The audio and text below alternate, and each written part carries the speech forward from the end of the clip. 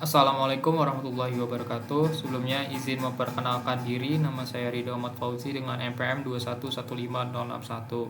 Jadi pada kesempatan kali ini saya akan mengulas kembali atau memperagakan ulang apa saja yang telah dilakukan pada praktikum sistem operasi Sabtu kemarin.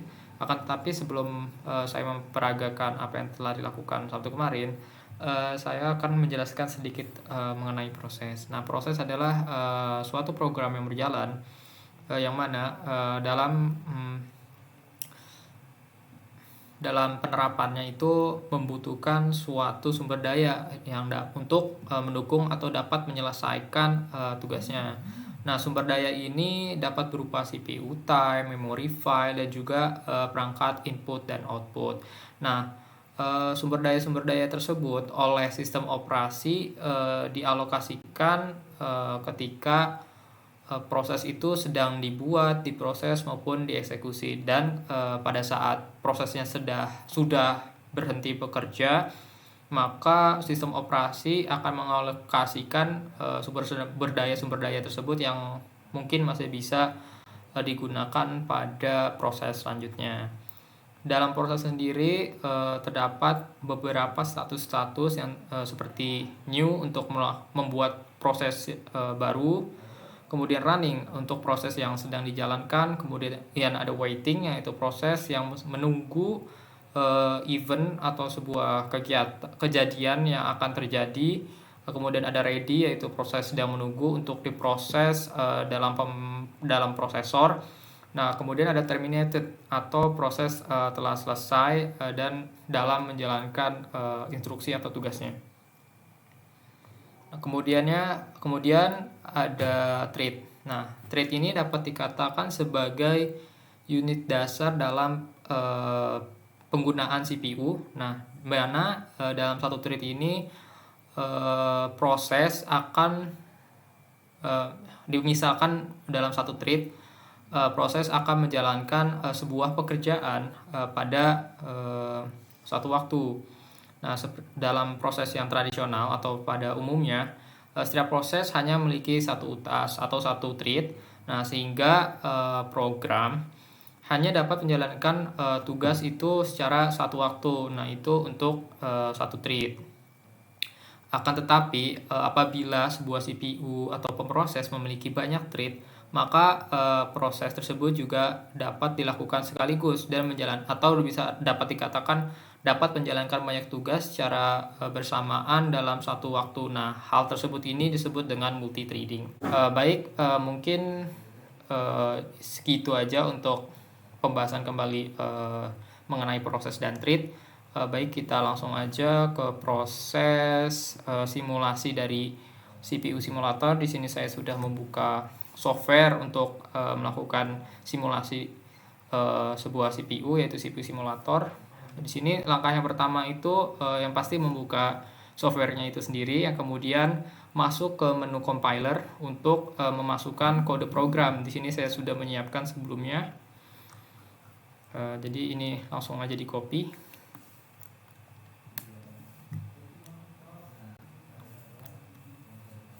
Kemudian setelah di copy, kode program ini di-compile dengan masuk ke bar atau menu compile, kemudian klik compile. Nah, tunggu saja sampai prosesnya selesai. Kemudian setelah di-compile, kemudian klik load in memory. Oh ya, ini hasil outputnya, atau bisa dibilang ini adalah bagaimana instruksi-instruksi ini disimpan dalam sebuah memori atau RAM-nya. Kemudian load in memory. Nah, kemudian muncul pesan atau pop-up yang menandakan kode sukses untuk di-load ke dalam memori. Nah, kemudian setelah di-load, kita buka input output untuk mengatur stay on top. Kemudian kita tutup dulu untuk input outputnya untuk masuk ke dalam OS. Nah, di dalam OS ini kita akan melakukan beberapa konfigurasi, yaitu akan mengatur round robinnya ke 10 dan menetapkan kecepatannya ke paling tinggi. Nah, kemudian apabila sudah, kita mengklik ini, kemudian klik new process.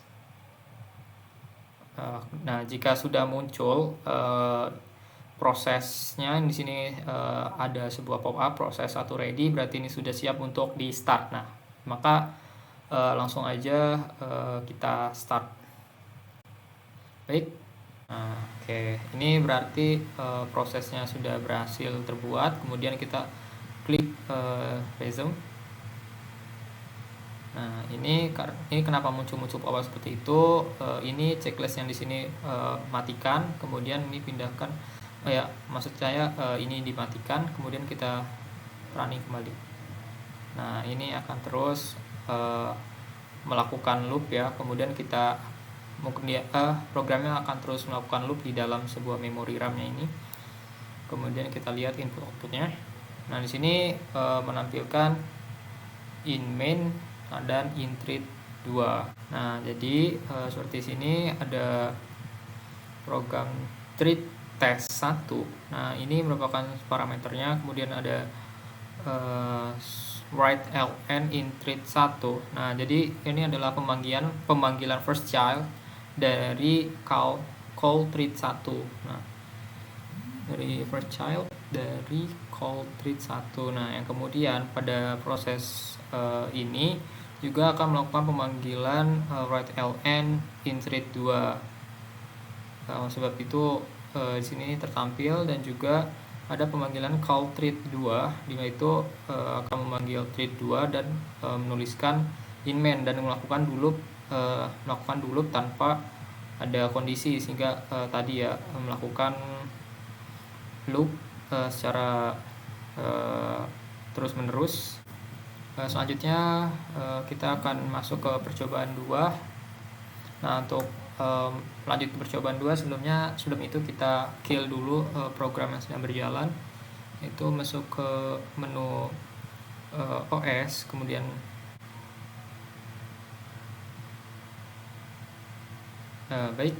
ini adalah tampilan setelah di kill.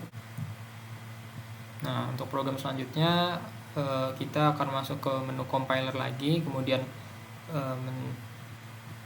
masuk ke menu edit source, kemudian klik new, maka akan menampilkan page baru yang masih kosong, belum ada apa-apa. Kemudian kita copy kembali program yang sebelumnya setelah saya persiapkan.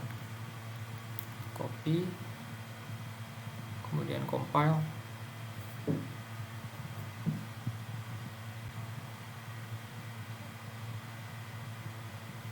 Dan ini telah menampilkan output atau program code hasil dari kode program source atau source code yang ini. Kemudian setelah muncul output, kita load in memory dan ada pop-up sukses, bahwa berarti menandakan telah sukses dilakukan.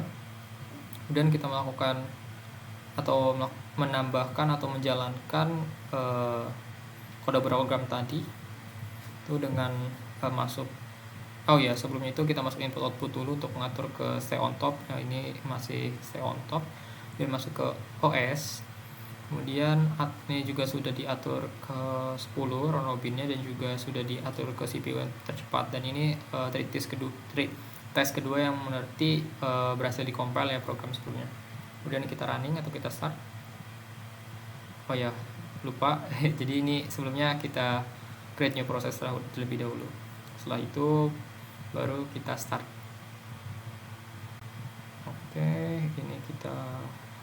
Kemudian kita reset. Nah, ini ada error.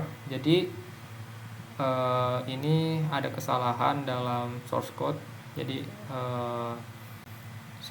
untuk memperbaikinya saya akan restart atau membuka ulang software ini terlebih dahulu.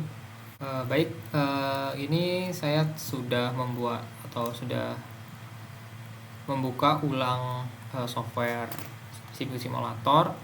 Kita masuk lagi ke menu compiler, kemudian memasukkan kode baru yang sudah dilakukan penambahan. Nah, di sini terdapat penambahan keyword wait. Nah, keyword wait ini akan memfix atau memperbaiki kesalahan yang terjadi pada sebelumnya kan muncul pop-up error. Nah, dengan kode yang baru ini maka tidak akan muncul pop-up of error itu kembali. Kemudian kita compile aja, compile.